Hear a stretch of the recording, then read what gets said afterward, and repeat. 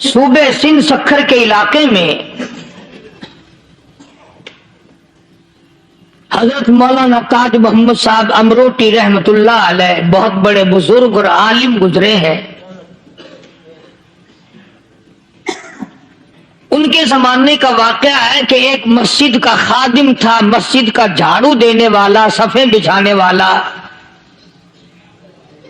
اس زمانے میں بجلی یہ کہاں تھی، مسجد میں پانی بھرنے والا، مسجد کی صفائی کرنے والا، مسجد کا خادم جس کی آج ہمارے یہاں کوئی حقیقت نہیں، کوئی مقام نہیں. حالانکہ حدیث پاک میں آتا ہے کہ جس کو اللہ پاک اپنے دربار کا خادم بنا لے اسے اور کیا چاہیے.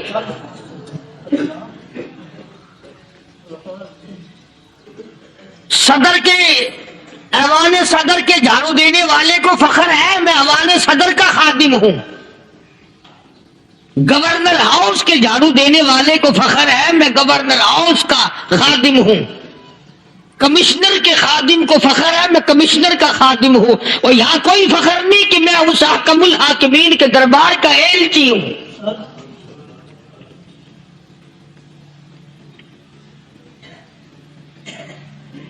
ایسا آدمی جب اللہ کے دربار میں پیش ہوگا اور اللہ پاک پوچھے گا کہ تو دنیا میں کیا کیا کرتا تھا، جواب دے گا الہی اپنے دربار سے پوچھ.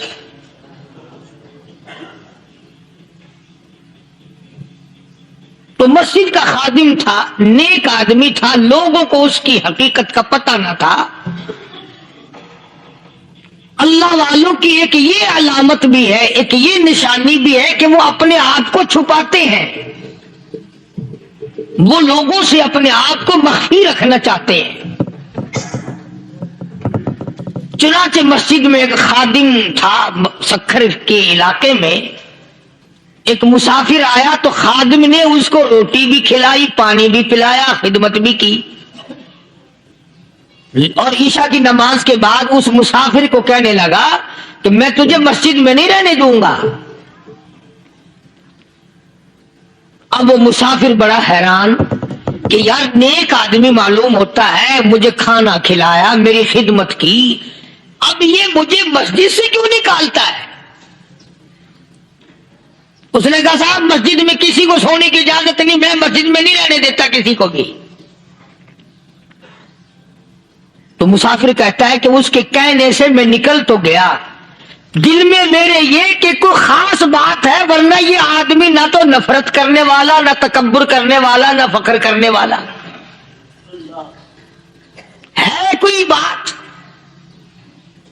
پہلے زمانے میں لوگ سوچا کرتے تھے، اب تو ایک منٹ میں کفر کا فتویٰ لگا دیتے ہیں. اب اگر آج کوئی اس نیت سے کہہ دے مسافر کو کہ بھئی یہاں چوری ہو جاتی ہے، لاؤڈ اسپیکر چوری ہو جاتے ہیں، گھنٹے چوری ہو جاتے ہیں، لہذا مسجد میں نہ سو، اور کوئی مسیح ہے تو پھر تھانہ ہویا کہ مسافر اس وقت تو نکل گیا اور دور جا کر کے عشاء کی نماز کے بعد پھر واپس آ گیا.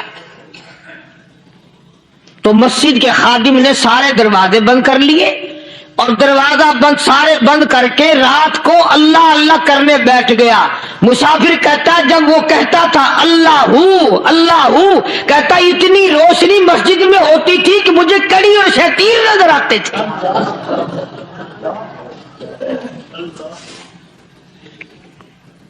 ساری رات وہ نہ سویا. یہ جو جھنڈے لگا کے بیٹھے ہیں انہیں کون ولی کہتا ہے؟ ولی کو جھنڈا لگانے کی ضرورت کیا پڑی ہے؟ صبح ہوئی، اذان سے کچھ دیر پہلے اس مسجد کے خادم نے دروازے کھولے، لوگ آ گئے.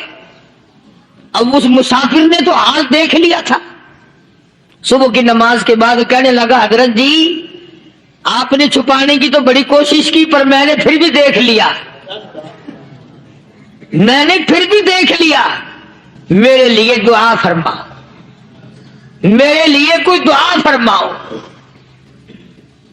چنانچہ اس اللہ والے نے، اس مسجد کے خادم نے، اس ولی نے اس کے لیے دعا کیا کی؟ اللہ تعالیٰ تجھے انسان بنائے، اللہ پاک تجھے آدمی بنائے۔ اب وہ مسافر کہتا ہے کہ کمال ہو گیا، نہ میری دکان کے لیے دعا کی، نہ میرے مکان کے لیے دعا کی، نہ میرے دولت مند ہونے کی دعا کی، نہ میرے جنت میں جانے کی دعا کی، نہ میرے قبر سے عذاب سے بچنے کی دعا کی۔ یہ بھی کوئی دعا کہ اللہ تجھے بندہ بنائے؟ اب کون سا میں گدھا ہوں؟ یہ بھی کوئی میرے مطلب کی دعا کی ہے؟ وہ اللہ والا سمجھ گیا کہ اس نے میری دعا کی قدر نہیں سمجھی۔ مسجد میں بیٹھے تھے، پاس بازار تھا، اس اللہ والے نے اپنی ٹوپی اتار کر اس مسافر کے سر پہ رکھ دی اور کہا ذرا بازار میں جھانک مار، جاتی پائی ہو، ذرا جھانکیوں بازار میں۔ جب اس نے نظر ڈالی تو لوگ چل رہے ہیں، کوئی گدھے کی شکل، کوئی کتے کی، کوئی خنزیر کی، کوئی بھیڑیے کی، کوئی چتے کی، کوئی لومڑی کی، کوئی گدڑ کی شکل ہے۔ اچھا وہ مسافر بھی سیاڑا تھا، اس کو خیال آیا کہ میں اپنے آپ کو تو دیکھوں تو گدڑ نظر آیا۔ پھر اس اللہ والے کی دعا کی قدر ہوئی۔ تو اس پر یہ میں نے ذکر کر دی بات، ایک حکایت اللہ والے کی کہ ہم کوئی بندے، اب آپ لوگوں میں سے شانے آدمی یہ کہتے ہوں گے کہ جی تو نے تو بات بنا دی ممبر پہ بیٹھ کے، آدمی نہیں تو اور ہم کیا ہیں؟ آؤ ذرا قرآن کریم سے پوچھیں۔ فرمایا لہم قلوب لا یفقہون بہا، اللہ پاک جل شانہ فرماتے ہیں جس کا دل قرآن کریم سمجھنے کا عادی نہیں، لہم قلوب لا یفقہون بہا، جس کا دل قرآن سمجھنے کے لیے تیار نہیں، وَلَهُمْ أَعْيُنٌ لَا يُبْصِرُونَ بِهَا، جس کا کان اللہ کا قرآن سننے کے لیے تیار نہیں، أَمْ لَهُمْ آذَانٌ لَا يَسْمَعُونَ بِهَا، أَمْ لَهُمْ آذَانٌ يَسْمَعُونَ بِهَا، جس کا کان خدا کا قرآن سننے کو تیار نہیں۔ خدائی فیصلہ سنو، اللہ کے قرآن کا فیصلہ سنو، اللہ کے کلام کا فیصلہ سنو۔ جس کا کان میرا کلام سننے کے لیے تیار نہیں، جس کو میرا قرآن سن کے مزہ نہیں آتا، جس کو میرا کلام سن کے حلاوت نہیں آتی، جس کو میرا کلام سن کے لذت نہیں آتی، جس کی روح تازی نہیں ہوتی، جس کو لطف نہیں آتا، جس کو کیف نہیں آتا، جس کو سرور نہیں آتا، جو میرا قرآن سننے کو تیار نہیں، جو میرا قرآن آنکھوں سے دیکھنے کو تیار نہیں، جو میرا قرآن سننے سمجھنے کے لیے تیار نہیں، آؤ پھر خدائی فیصلہ سنو۔ فرمایا اولئک کالانعام،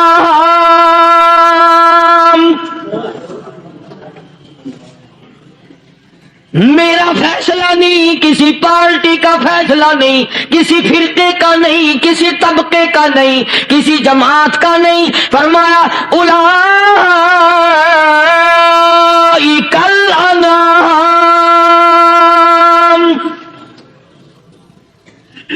پیدا کرنے والا مالک و خالق کہتا ہے مجھے اپنی کبریائی کی قسم یہ سارے جانور ہیں،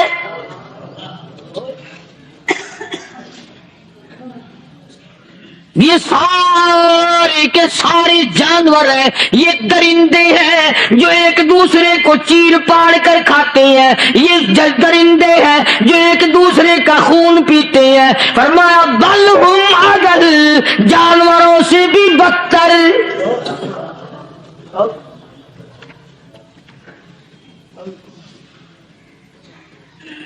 جس کے دل میں قرآن سن کر ترس نہیں، جس دل میں رحم نہیں، اپنے سے کمزور دیکھ کر جس کے دل میں شفقت نہیں، مہربانی کا مادہ نہیں، فرمایا وہ کوئی بندہ ہے، وہ تو جانور ہے۔ اور خدا غضب میں آ گیا، فرمایا بل ہم اضل، اس سے بھی بدتر۔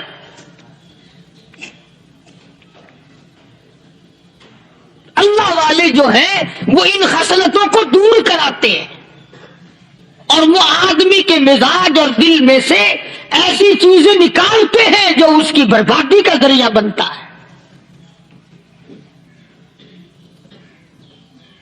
دل کی بیماریوں کا کسی کو فکر نہیں، بخار ہو جائے، آنکھ چڑھ جائے، آپ کو پتہ چل جاتا ہے، نزلہ ہو جائے آپ کو پتہ چل جاتا ہے، کھانسی ہو جائے پتہ چل جاتا ہے، دل کی بیماریوں کا کیا پتہ چلے؟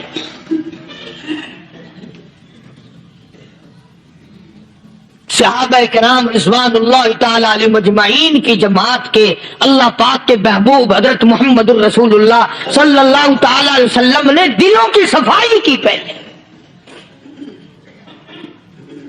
پہلے لوگ جھونپڑیوں میں کچے کوٹھوں میں رہتے تھے، نہ اتنی صفائی تھی نہ اتنی ترقی تھی۔ آج برتنوں کی صفائی دیکھو، کپڑوں کی صفائی دیکھو، مکان کی صفائی دیکھو، رات دن بس اسی دھندے میں لگے ہوئے، سارا دن برتن دھونے سے فرصت نہیں، سارا دن کپڑوں کے بناؤ اور سنوار میں فرصت نہیں۔ تو اللہ والے ایسے موقع پر بڑی عجیب بات کہتے ہیں، وہی مجذوب ہے، مجذوب علی رحمت کہتے ہیں بظاہر تو ہر شے میں بے حد صفائی، بظاہر تو ہر شے میں بے حد صفائی، مگر دل میں ہے گندگی انتہائی۔ بظاہر تو ہر شے میں چہرے کی صفائی، بدن کی صفائی، نہ جانے کتنی قسم کا صابن ہے، نہ جانے کتنی قسم کے پاؤڈر ہے، نہ جانے کتنی قسم کے شیمپو ہیں، نہ جانے کتنے قسم کے کپڑے ہیں، کیا چال ڈھال ہے، کیا نئے نئے ڈیزائن ہے۔ مجذوب کہتا سب کچھ دیکھ لیا، بظاہر تو ہر شے میں بے حد صفائی، مگر دل میں ہے گندگی انتہائی۔ جس یار کی بیٹھک میں بیٹھ کے کھانا کھایا، جس رشتہ دار کی بیٹھک میں بیٹھ کے کھانا کھایا، اسی کی بہن کو دیکھ کر آبرو پہ ڈاکہ ڈالنے کا پروگرام ہے۔ جس دوست کے گھر میں بیٹھ کے کھانا کھایا، اسی دوست کی بیوی کی عزت لوٹنے کا پروگرام ہے۔ پرانے زمانے میں اب بھی دلی جیسے شہر میں اگر دعوت کی جاتی ہے تو وہاں ایک تستری میں نمک آتا ہے سب سے پہلے۔ عام میں بھی دستور تھا پرانے زمانے میں، اگر کوئی دعوت کرتا، کوئی تقریب کرتا، سب سے پہلے نمک آتا تھا۔ ایک ایک انگلی ہر شخص نمک چاٹتا تھا۔ کیا مطلب؟ جس نے نمک چاٹ لیا اب وہ نمک حرامی نہیں بنے گا۔ اس گھر میں چوری کرنا، اس گھر کی آبرو کا غلط تصور لانا، اس گھر کے مال میں خیانت کرنا وہ حرام سمجھتا تھا جس گھر کا میں نے نمک چکھ لیا۔ اور مسلمانوں کی بات نہیں، ہندوؤں کی بھی یہ باتیں تھی۔ مولانا محمد علی صاحب جلندری سب قید رحمت اللہ علیہ فرمایا کرتے تھے کہ ایک سکھ تھا بہت بڑا ڈاکو، مسلمان اور ہندو مل کر اس کو ساتھ ملا کر کے لے گئے کہ یہاں اس گاؤں میں اس پنڈ میں ڈاکہ ڈالے۔ سفر کر کے گئے، تکلیف اٹھا کے گئے۔ اس سکھ ڈاکو نے پوچھ لیا کہ یہ کون سا گاؤں ہے کہ یہ فلانا ہے۔ اچھا سارے کے سارے یہ تلاش کرو، یہ سوچ بچار کرو، اپنے پنڈ کی، اپنے علاقے کی، کسی مسلمان کی، کسی ہندو کی، کسی سکھ کی، کسی چوڑے چمار کی اس گاؤں میں لڑکی تو نہیں؟ ہمارے یہاں سے کوئی لڑکی تو شادی ہو کے یہاں نہیں آئی ہوئی۔ ان ساروں میں سے کہنے لگا کہ ہمارے بھنگی کی لڑکی جمعدار کی یہاں آئی ہوئی ہے۔ کہنے لگا واپس چلو، بیٹی بیٹی ہے، چاہے بھنگی کی ہو یا نواب کی ہو۔ ارے کل بیٹی کا ڈولا دیا تھا، آج ڈاکہ ڈالیں گے، شرم نہیں آئے گی؟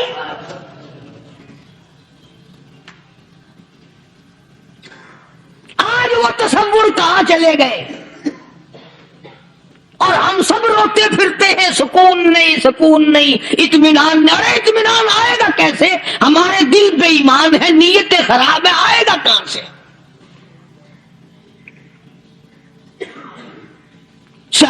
کرام رضوان اللہ تعالی علیہ مجمعین کی جماعت نے اس قدر اس بات پہ محنت کی اور کوشش کی کہ غلط لقمہ بھی پیٹ کے اندر نہ چلا جائے. چنانچہ میں اعلان کہتا ہوں 1,29,000 صحابہ کرام کالی کملی والے کے دیوانے اور پروانے، حضور کے یار جانثار، حضور کے ساتھ پھاقہ کھانے والے، پھاقوں مرنے والے، پتھر کھانے والے، اپنے بچوں کے ٹکڑے ہوتے ہوئے دیکھ کر لا الہ الا اللہ محمد الرسول اللہ کی صدا بلند کرنے والے صحابہ کرام کا یہ حال تھا. پیدل سفر کر کے جاتے تھے یہودی عیسائی، شام نکل گئے، فلسطین نکل گئے، ہندوستان آ گئے، 2 سال لگ جاتے تھے. اپنی جوان بیٹیوں کو مسلمانوں کے گھروں میں چھوڑ کے آ جاتے تھے. کبھی نگاہ نبوت نے جن کو رنگ دیا تھا، کبھی کسی صحابی پہ ذرہ برابر الزام نہیں لگا. ان یہودیوں کا، ان عیسائیوں کا یہ عقیدہ تھا کہ محمد صلی اللہ علیہ وسلم کے جو غلام ہیں ان کی نگاہ بھی پاک ہے، ان کے دل بھی پاک ہے، ان کے ارادے بھی پاک ہیں، ان کے ہاتھ بھی پاک ہیں.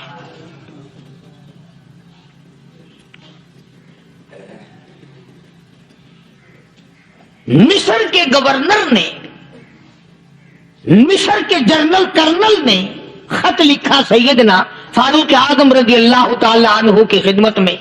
دور خلافت ہے حضرت فاروق اعظم کا. کیا خط لکھا کہ حضور مجھے کافی وقت گزر گیا ہے اور فلاں علاقے میں آپ کے حکم سے ہم نے جانا ہے اور راستہ صرف ایک ہے اور اس راستے میں جال بچھا دیا گیا. اب مجھے مشورہ دیں میں کیا کروں، حکم دیں مجھے. جال کیا بچھا دیا گیا کہ ہمیں پتہ چل گیا ہے عیسائیوں نے پروگرام بنایا، سینکڑوں لڑکیاں تلاش کر کر کے بڑی خوبصورت حسینہ اکٹھی کی ہیں، ان کو گانے بجانے کی ٹریننگ دی ہے، ان کو اچھی اچھی آوازوں والی لڑکیاں ڈھونڈ کے لائے ہیں اور انہوں نے یہ پروگرام بنایا کہ جب مسلمانوں کی فوج اس گلی سے گزرے گی ان کوٹھوں کے اوپر چڑھ کے گانا بجانا کریں گے تاکہ ان کے دل میں بدماشی آئے اور ان کا بیڑا غرق ہو.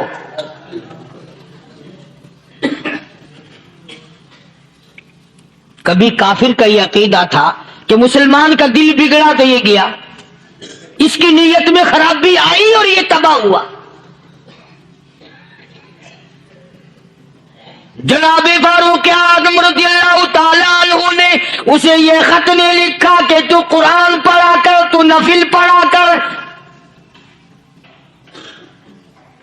امیر المومنین خلیفۃ المسلمین سیدنا فاروق اعظم رضی اللہ تعالیٰ عنہ نے اپنے جنرل کرنل کو خط لکھا کہ اس میں لمبی چوڑی فکر کی کوئی بات نہیں، اس میں کوئی پریشانی والی بات نہیں، کوئی سوچ و بچار والی بات نہیں. سارے تیری فوج میں، تیری کمان میں مسلمان ہیں، سب کو اکٹھا کر لے، ساروں کو اکٹھا کر کے قرآن کریم کے سورت نور کی 2 آیتیں سنا دے.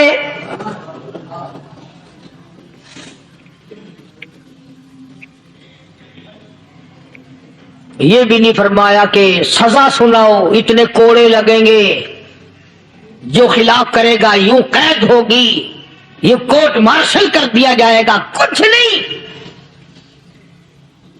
جناب فاروق اعظم رضی اللہ تعالیٰ عنہ کی رائے دیکھو، ان کے خیال میں قرآن کریم میں اتنی بڑی طاقت ہے، اتنی بڑی عظمت ہے، اتنی بڑی کرامت ہے، کلام الہی میں اتنا بڑا شرف ہے.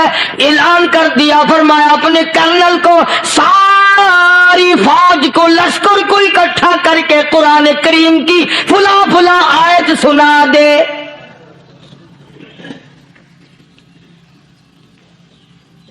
اور اس کے بعد بے دھڑک فوج کو، لشکر کو اسی راستے سے گزار کے لے جا، بے دھڑک لے جا. ہائے کبھی قرآن کی 2 آیتوں سے کام بن جاتا تھا، اب سارے قرآن سے میرا تیرا کام نہیں بنتا. قصور قرآن کا نہیں ہے، یہ میرا تیرا ہے. یہ تو اتنی وفادار کلام ہے، اتنی پاک کلام ہے، خدا کی قسم ہزاروں رجسٹروں کے گتے، ہزاروں چائے کے ڈبے، ہزاروں مٹھائی کے ڈبے، لاکھوں کروڑوں دوائیوں کے ڈبے گندے نالوں پہ، کوڑیوں پہ، روڑیوں پہ پڑے ہیں، اور جس گتے نے قرآن کے ساتھ یاری لگا لی، خدا کی قسم کوئی آدمی بغیر وضو اس گتے کو بھی ہاتھ نہیں لگا سکتا۔ ہزاروں نہیں لاکھوں کپڑے مارکیٹ میں پڑے، پر جس کپڑے نے قرآن سے یاری لگا لی، جو کپڑا جسدان بن کر قرآن پہ چڑھ گیا، لوگ اس کو بھی چومتے ہیں، اور چومنا چاہیے۔ یارو کپڑے نے قرآن سے یاری لگائی تو کپڑا عظمت والا بن گیا، گتے نے یاری لگا لی تو گتا بن گیا۔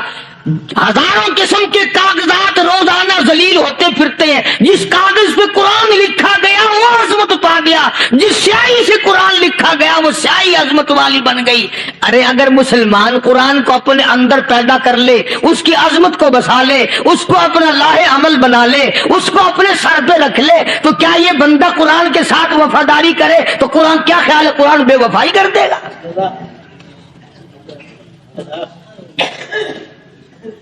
یقین نہیں، یقین اصل بات اعتقاد کی ہے۔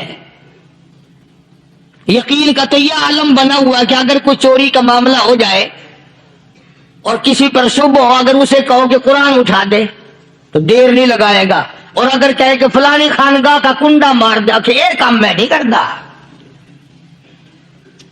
خانگاہ کے کنڈے پہ ایمان ہے، قرآن پہ ایمان نہیں۔ اس پر یقین ہے کہ پیر اندھا کر دے گا، اور یہاں یقین نہیں کہ جس خدا نے پیدا کیا اگر میں نے جھوٹا قرآن اٹھایا تو وہ برباد کر دے گا۔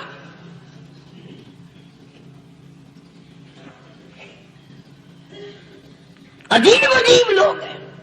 چنانچہ مصر کے کرنل نے، مصر کے جنرل نے ساری فوج کو اکٹھا کر لیا۔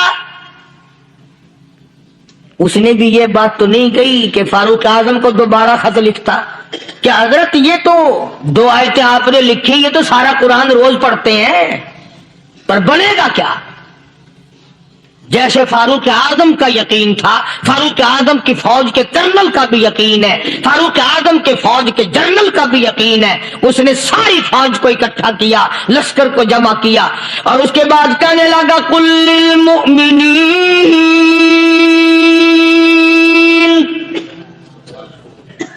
یغضوا من ابصارکم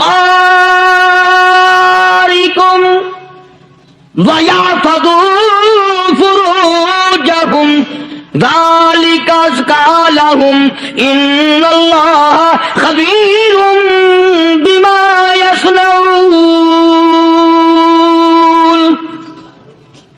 او لوگوں، خدا تمہیں کہتا ہے اپنی آنکھوں کی حفاظت کرو، اگر تمہاری نظریں غلط جگہ پڑی اپنی عزت کی حفاظت کرو، اپنی آبرو کی حفاظت کرو، اگر غلط نظریں پڑی، غلط استعمال ہوئی، ان اللہ خبیر بما یصنعون،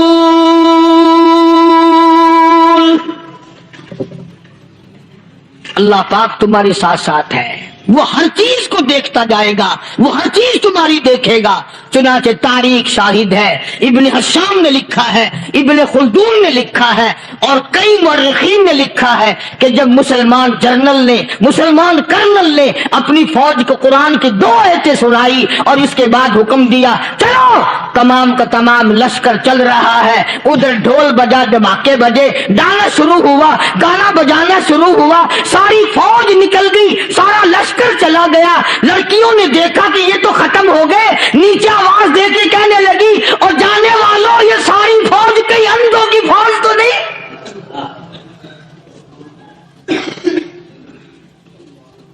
یہ حسن کا نظارہ اور یہ ڈانس اور یہ آواز، ہم ناچ ناچ کے تھک گئی، کوئی سر نہیں اٹھاتا۔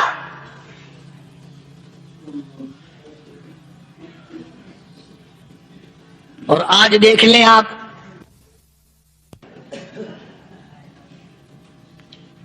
ہر گھر کے اوپر وہ لگا ہوا ہے ایریل، لعنت کا ایریل لگا ہوا ہے، لعنت کا ایریل۔ حاجیوں تم کیا کہتے ہو کہ ہمارے گھر کا اس میں کیا بگڑے گا؟ خدا کی قسم وہ بگڑتا ہے، وہ دیمک لگتی ہے، وہ تباہی پھرتی ہے، تمہیں پتہ بھی نہیں چلتا۔ تم نے کیا سوچ رکھا ہے؟ مسلمان کرنل کے حکم پہ ساری فوج نکل گئی، ناچنے والی گانے والی لڑکیاں عیسائیوں کی حیران ہیں، کیا ہوا؟ لاکھوں کی تعداد میں فوج گزر گئی، کوئی نگاہ اٹھا کے نہیں دیکھتا۔ ایک مسلمان سپاہی گزرتا گزرتا نیچی نظریں کیے کہنے لگا سر کیسے اٹھائے، نگاہ کیسے کوئی اٹھائے گا؟ یہ سارے کے سارے اللہ کا قرآن سن کر آئے ہیں۔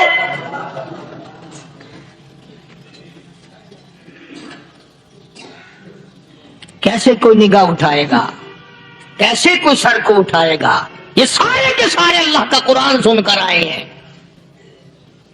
ان کا عمل ہوا نا قرآن پہ، ان کے عمل کا کتنا بڑا اثر پڑا۔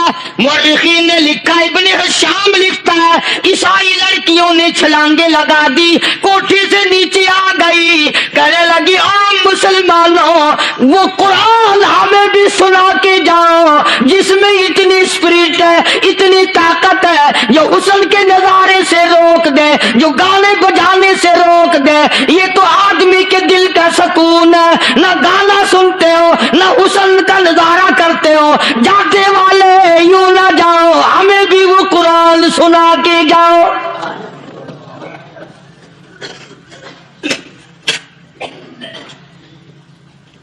اس قرآن میں کتنی بڑی طاقت ہے، وہ کتنی عظمت ہوگی، اس میں اس کلام میں کتنی برکت ہوگی، جس کلام میں یہ تاثیر ہے کہ وہ ایسی ایسی چیزوں سے روک دیتا ہے۔ چنانچہ ایک مسلمان سپاہی چلتا بھی جاتا ہے اور کہنے لگا وَقُلْ لِلْمُؤْمِنِينَ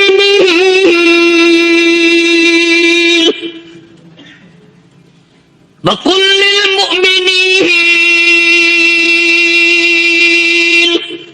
قرآن کی آیت پڑھ کے سنائی، سینکڑوں نہیں بے شمار لڑکیاں ایک مسلمان کی زبان سے اللہ کا قرآن سن کے کہنے لگی اور جانے والوں چھوڑ کے نہ جاؤ، ہمیں بھی کلمہ پڑھاؤ۔